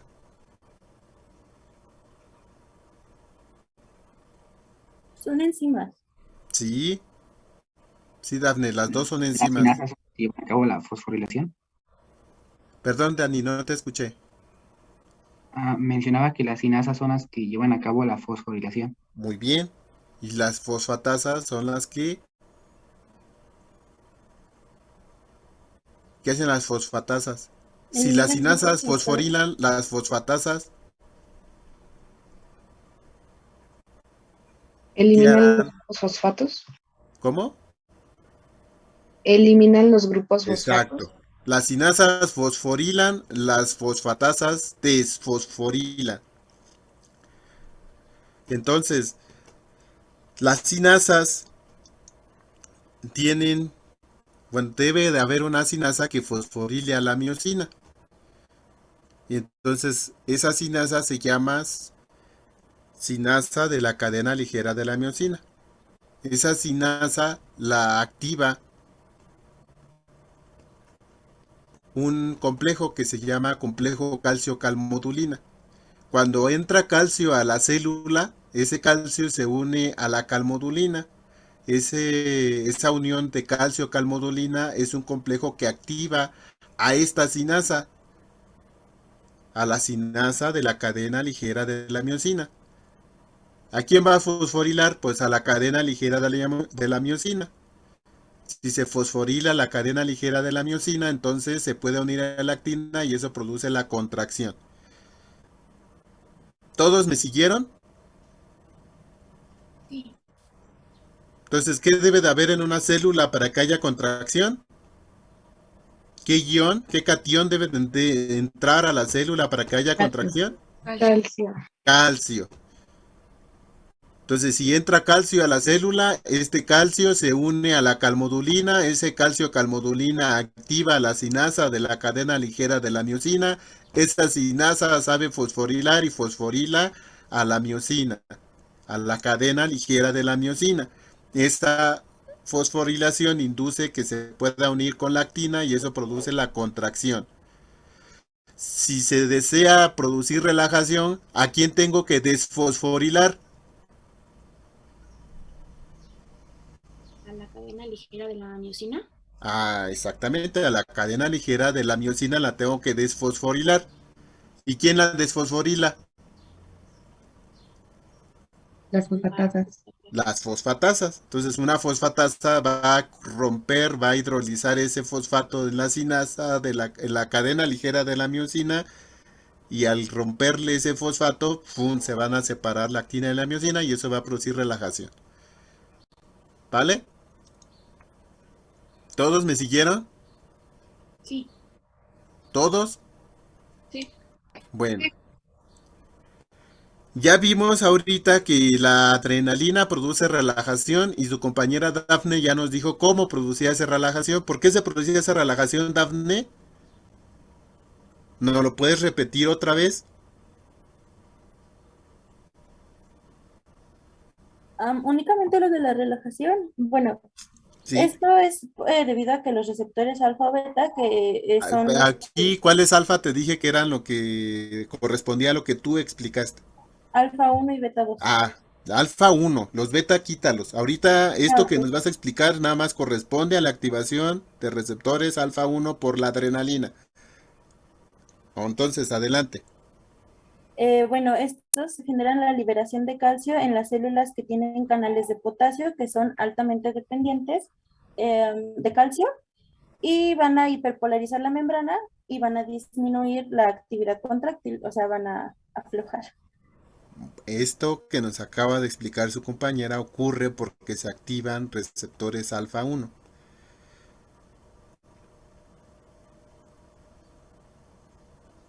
La activación, los receptores alfa 1, ¿a qué tipo de proteína estaban acoplados? GQ. A GQ. ¿Qué ocurre cuando se activan a vía GQ?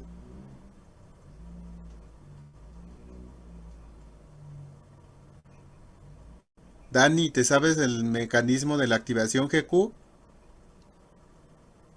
Bueno, el de la GQ es por la fosfolipasa C, la cual va Exacto. a actuar sobre los lípidos que están en la fosfolípidos de la membrana, el Sí, PIP2, y va a hidrolizarse en diacilglicerol y en IP3, y este va perfecto. a ser el que va a hacer que el calcio del ¿El retículo IP3 qué va a endoplasmático hacer? salga, y es lo que va a activar los canales que ya dijo. Va a hacer que el calcio del retículo endoplásmico salga. Perfecto. Y ese es el calcio que está mencionando su compañera Dafne, que va a abrir desde adentro de la célula. Ese calcio va a abrir unos canales de potasio que hay en la membrana que son dependientes de calcio. Entonces ese calcio va y se une a estos canales de potasio y los va a abrir. ¿Y qué le va a pasar al potasio? Se va a salir. Y si se sale el potasio, ¿qué le pasa a la célula? Se hiperpolariza. ¿Y qué le ocurre a una célula hiperpolarizada? ¿Puede contraerse una célula hiperpolarizada? No. No. No, y eso es lo que estamos observando ahí. ¿Sí les queda a todos? Entonces los alfa 1, por el mecanismo que acaba de explicar Dani, induce que incremente el calcio intracelular. Ese calcio abre esos canales de potasio, se sale el potasio y la célula se hiperpolariza y veo esa relajación que está ahí en su registro. Pero no solamente está operando este mecanismo, va a operar el siguiente mecanismo que les voy a explicar. Hasta aquí es alfa 1. A todos les quedó el alfa 1. ¿Cómo hace alfa 1 para relajar? Sí. Sí. Ahora vamos a explicar el mecanismo beta 2. Como bien lo dijo Daniel, los beta están acoplados a proteína GS. Entonces, la vía GS va a aumentar la actividad de la adenilato ciclasa. La adenilato ciclasa va a aumentar las concentraciones de AMP cíclico. El AMP cíclico va a activar a la PKA. Y chequen esto. La PKA es una sinasa. ¿Qué quedamos que saben hacer las sinasas? Fosforilar. Fosforilar. Ah, pues esta sinasa va a fosforilar a la sinasa de la cadena ligera de la miosina. Esa sinasa de la cadena ligera de la miosina, ¿qué sabía hacer?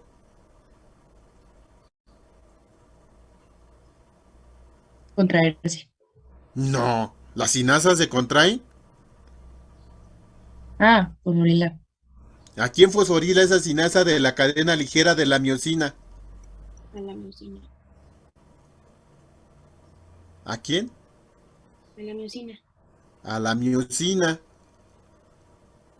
Y esa miosina, una vez fosforilada, se podía unir a la actina y producir la contracción. Eso es lo que quedamos ahorita, ¿no? Pero la PKA fosforila esta sinasa, a la sinasa de la cadena ligera de la miosina. Y cuando esta sinasa de la cadena ligera de la miosina es fosforilada, se inactiva. Entonces, al estar inactiva, ya no puede fosforilar a la miosina, ya no puede interaccionar con la actina, y entonces esto va a inducir una relajación. ¿Me siguieron todos? Sí. Entonces, la PKA por la vía GS se activa. Y esta PKA fosforila la sinasa de la cadena ligera de la miosina. Y esta sinasa inhibida ya no puede fosforilar a la miosina. Y ya no hay interacción actina-miosina y eso produce relajación. Y eso es lo que estamos observando aquí también. Estamos observando los dos mecanismos, el alfa 1 y el beta 2. ¿Les quedó claro? Sí. Sí. Equipo 5, ¿les quedó claro por qué esa respuesta que estamos viendo ahí se debe a la activación alfa 1 y beta 2? Sí, profe. Sí. ¿A alguien que no le haya quedado claro?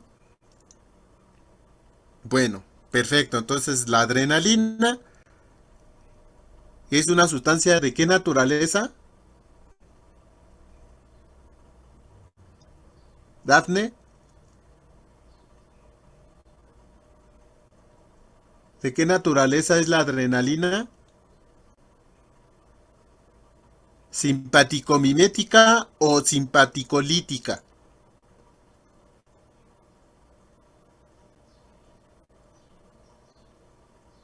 Dafne, ¿estás ahí?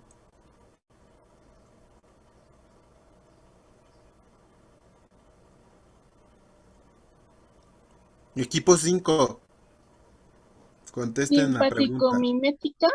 Es una sustancia simpaticomimética. ¿Y sobre qué receptores actuó para ver esa respuesta que está ahí?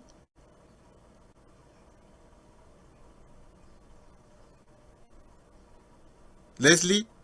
Alfa 1 y beta 2. Perfecto. Entonces aquí en este esquema, en la parte de arriba, donde se ve la reducción de la fuerza de contracción, van a poner alfa 1 y beta 2. ¿Sale? Sí. Siguiente experimento.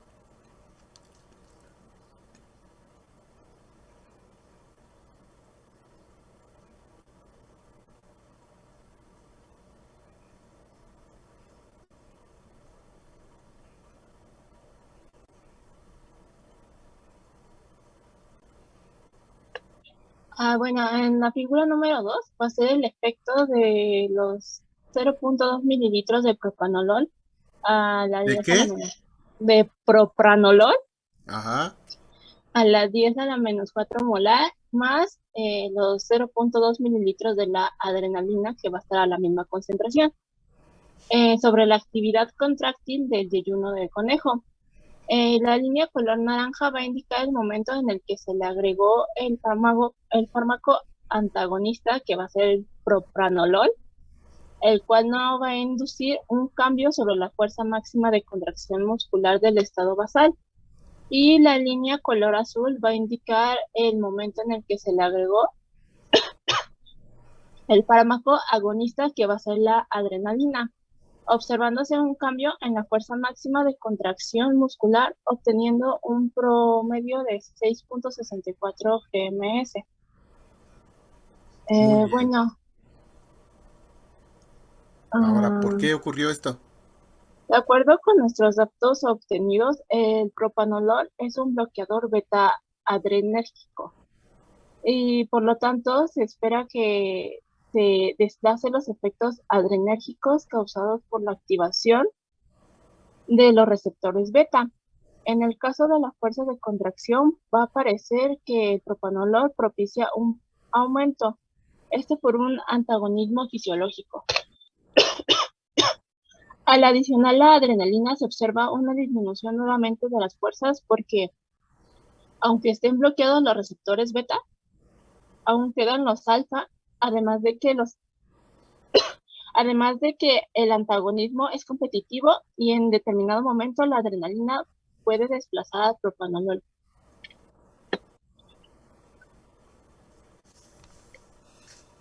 Entonces, la respuesta que estamos observando después de haber administrado el propranolol, ¿a qué se debe? ¿Qué receptores son los que están dando esa respuesta que está ahí? Van a ser los receptores beta. Pero si los receptores beta ya estaban bloqueados, Leslie. Entonces van a ser los receptores alfa, disculpe. Ok, entonces regrésate a la diapositiva anterior.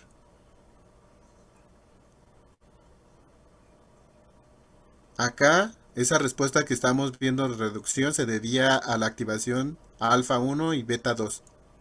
¿Sí? Sí. Ahora regrésate.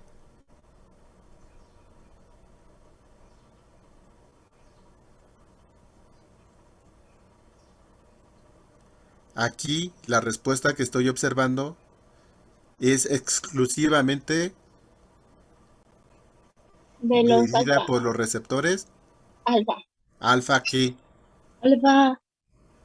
Alfa 1. Alfa 1.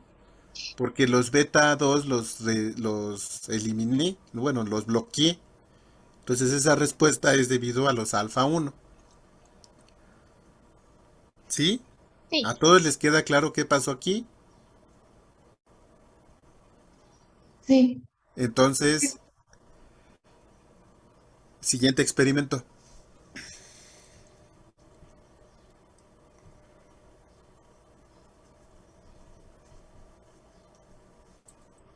¿Ya me escuchan? Adelante. Ok. Bueno, pues de entrada, en nuestra figura se observa el efecto de la prazosina más la adrenalina. Esto es sobre la actividad contractil de yeyuno de conejo. En la línea morada marcamos el momento en el que se agrega el antagonista, que es la prazosina. Y aquí pues se puede observar que no hubo un cambio sobre la fuerza máxima de contracción muscular respecto al estado basal. Y con la línea rosa marcamos el momento cuando se agrega el agonista, que es la adrenalina, y ahí sí se observa un cambio en la fuerza máxima de contracción muscular. Y nuevamente tenemos nuestro promedio de 6.37 GMS. Y bueno, Gramos. como... ¿Mande? Gramos. Gramos, sí. Como habíamos mencionado antes, no se habló sobre la prazosina. Y bueno, es que yo se los pensaba explicar, que es un fármaco antiadrenérgico. Esto, bueno, básicamente es un alfa bloqueador. Y esto significa que va a actuar como antagonista, como ya se mencionó, de los receptores alfa. Y estos son activados por la adrenalina y la noradrenalina. Los receptores son importantes para, como ya mencionamos, para la contracción y la relajación. Y básicamente aquí lo que va a ocurrir es que se va a inhibir el adrenoreceptor, que ya hablamos que era el alfa 1, y va a bloquear el efecto de estrechar, o sea, no va a permitir que se contraiga el músculo. Básicamente es lo que va a ocurrir. A ver, Dafne. En el experimento anterior administraron propranolol que bloqueaba a los beta. Sí. Y veía una respuesta a relajación y esa respuesta a relajación quedaba, bueno, acordamos que se debía a que estaban los alfa 1 libres y por eso veía relajación. Aquí estamos administrando prazosin que está bloqueando a los alfa 1. ¿Qué receptores quedan libres? Los beta 2. Los beta 2. ¿Y esa respuesta de disminución de la tensión a quién se debe?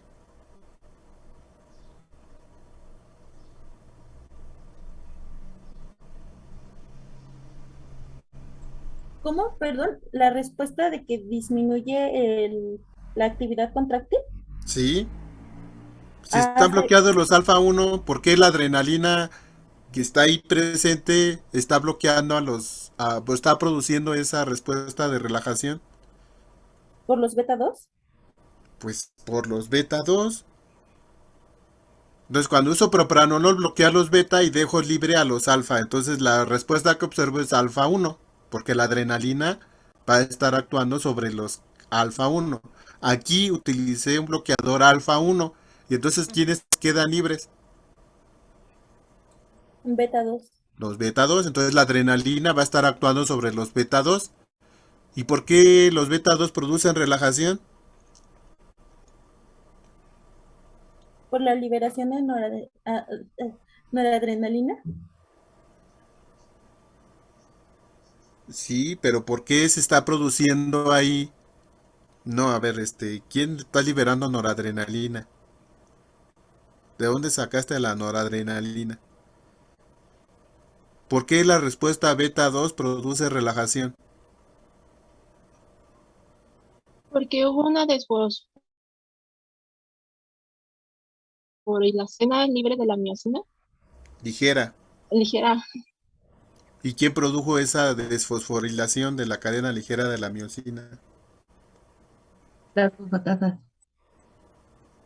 Sí, ¿y quién activó esa fosfatasa?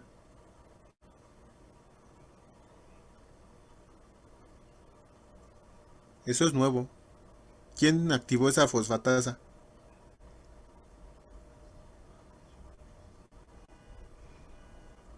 ¿A qué vía está acoplado los receptores beta 2? A la GS. Exacto. Entonces, ¿la GS qué hace? Es lo de la adenilato ciclasa AMP cíclico Sí, ¿y el AMP cíclico a quién activa? a las sinasas para llevar a cabo la fosforilación. ¿Cuál sinasa? Las... no me acuerdo.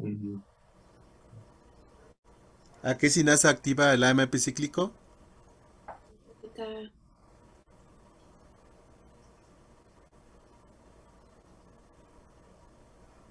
Dani, ¿a qué sinasa activa el AMP cíclico? La PKA. A la PKA. ¿Y esa PKA qué sabe hacer?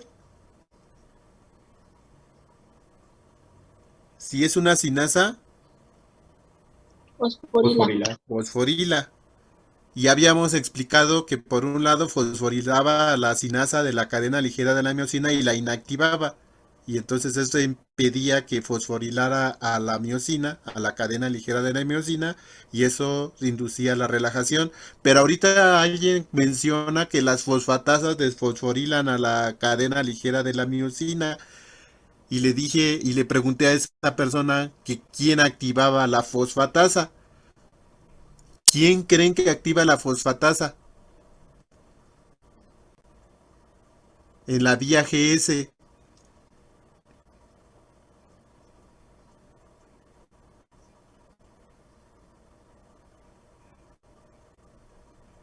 Las fosfatasas se activan por fosforilación. Si fosforilo a una fosfatasa, esta se activa y empieza a desfosforilar todo lo que encuentra. ¿Quién creen que active a esa fosfatasa en una vía GS?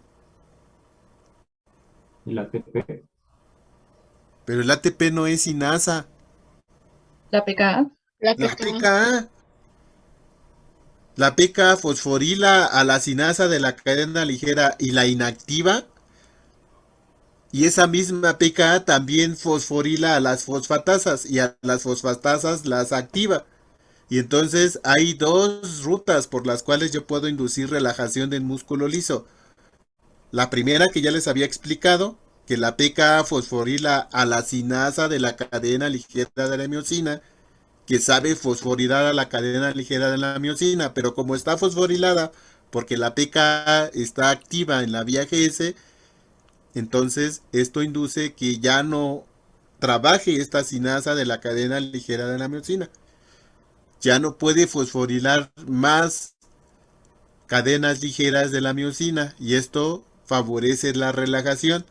Pero por otro lado, la PKA fosforila las fosfatasas y esta fosfatasa lo que saben hacer es desfosforilar a la sinasa de la cadena ligera de la miosina y esto induce relajación. ¿Me expliqué?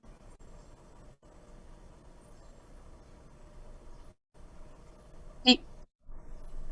Entonces, esa respuesta que yo veo ahí, ¿a qué se debe, Dafne? Esa relajación que estoy viendo ahí, ¿a qué se debe? A que la adrenalina, ¿sobre qué receptores está actuando?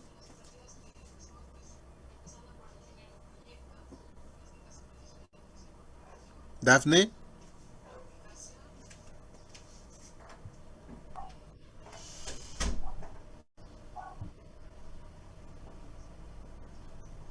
La adrenalina va a actuar sobre los beta 2.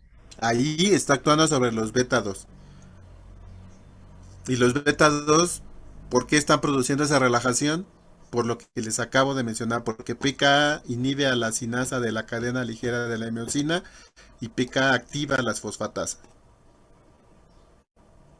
Y esos dos mecanismos llevan a la relajación, que es lo que estamos viendo ahí. ¿A todos les queda claro?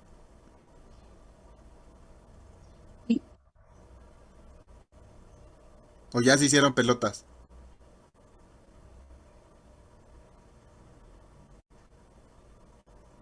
Chavos, No, creo que no. ¿a todos les queda claro? Creo que sí. Creo que Pues sí. es que no tienen que creer, ¿es sí o no?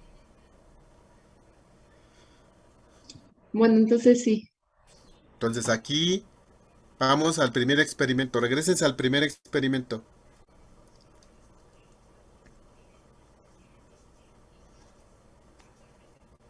Acá, esta respuesta de relajación, ¿cómo es con respecto a las otras dos? ¿Mayor o menor? Mayor. Mayor, porque aquí, ¿quiénes están siendo activados? Por la adrenalina que administré. Aquí hay dos receptores que están produciendo esta gran relajación. ¿Quiénes son? Beta 2 y alfa 1. Alfa 1 y beta 2. Muy bien. Siguiente experimento. Bloqueo a beta por el propranolol. Propranolol bloquea todos los beta.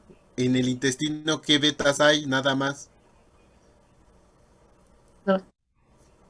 Los beta 2, entonces los beta 2 están bloqueados. ¿Y la adrenalina sobre quién va a actuar si están bloqueados los beta 2? Sobre los alfa 1. Y entonces esta respuesta de relajación se debe a los alfa 1. Aquí por favor le ponen alfa 1. ¿Cómo es esa respuesta de relajación con respecto a la primera gráfica? ¿Mayor o menor? Menor. Menor. Siguiente experimento. Aquí puse prazosina. Actúa bloqueando a los alfa 1. Si se bloquearon los alfa 1, ¿quiénes quedaron libres? Los beta 2. Y entonces esta respuesta de relajación, ¿a quién se debe? A la activación de receptores beta 2. Aquí la vía GS está produciendo PK y la PK está inhibiendo a la sinasa de la cadena ligera de la miosina y está activando fosfatasas. Esta relajación es por una vía GS. Regrésate a la anterior. Esta relajación se debe a activación alfa 1. A que se están abriendo canales de potasio dependientes de calcio. ¿Sale? Sí. Y la anterior, regrésate a la primera.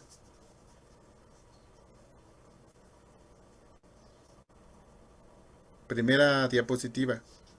Aquí están operando dos mecanismos, el alfa 1 abriendo canales de potasio dependientes de voltaje, dependientes de calcio, perdón. Y aquí se están activando tanto las fosfatasas como se está inhibiendo a la sinasa de la cadena ligera de la miosina por PKA. Aquí están actuando tres mecanismos de relajación, por eso la relajación es más intensa. Aquí hay alfa 1 y beta 2. ¿Me expliqué? Sí. ¿Les queda claro? Sí.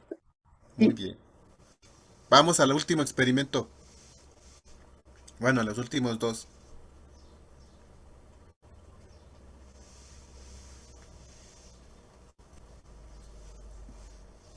Bueno, aquí vemos que vamos a observar el efecto de acetilcolina en la actividad contráctil de yeyuno de conejo.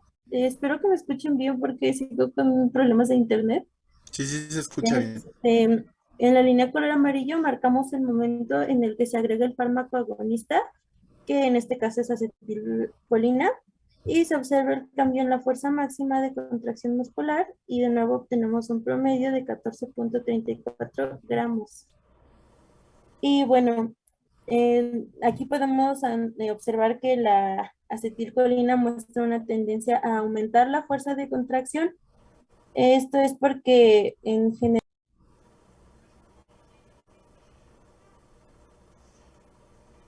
Ya no te escuchas, Dafne.